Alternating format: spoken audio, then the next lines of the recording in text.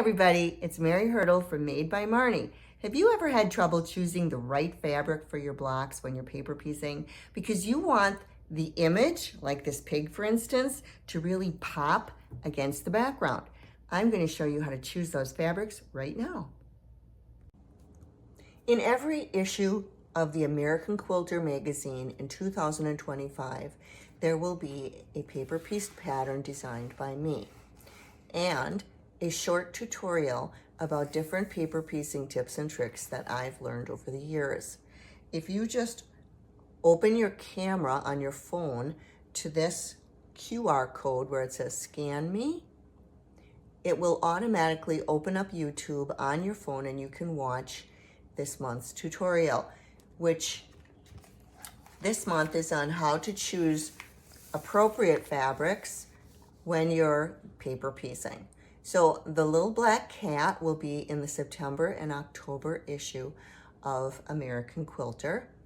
And I think about specific things as I'm choosing my fabrics. I tend to be a little more boring with my pattern choices in the fabrics I use for my samples because I want my image to really show up well. So I have to think about certain things to get that image to be nice and crisp and show up for my customers so they know what they're getting.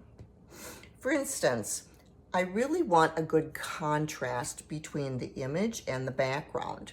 The image is the cat, the background is anything around it. So you can see if I have a medium to light background, I'm going with a nice dark contrast in the image. Really makes it pop.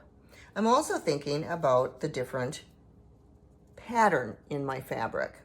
And you know, patterns can go from very subtle, which would be no pattern would be a solid, of course, to something that's called a basic.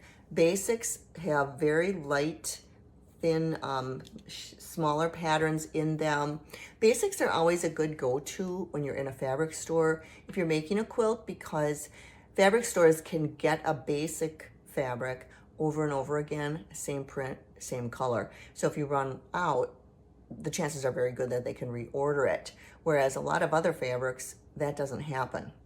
So with a basic is always a really good choice for a background, because remember, I want my image to pop. Here's a fabric that has a slight pattern in it, these little dots. I considered this for my cat, but look what I chose. I chose a fabric that had a teeny tiny black on black dot, which gave my cat a little more interest because there is a pattern there. But when I squint at it, it reads black. When I squint at this, I still see all those dots. I knew I was going to be embroidering a face on this cat, so I deliberately chose not to go with something too busy because I thought these dots might actually look like eyes eventually. Didn't want that to happen. Here's a fabric with quite a big pattern in it. That I think would be way too busy. It's adorable, but for this, where I want to see some detail later on, not going to happen. And then this one could have been used like as a background, but look how busy it is. Now look at the background I have. When I squint at this, it reads mostly orange, but yet look at all those little lines in there going in different directions, because when you paper piece, you're putting your pieces in all different directions. And if you have a stripe or a check, you can't always control which direction those stripes end up. In this type of instance, I like the static that this creates around my cat. Having it going all over the place gives it kind of a creepier feeling. I like that. Something like this, I think it would be very hard to see the cat. It would be too busy. It would take away from my image. So that's a no.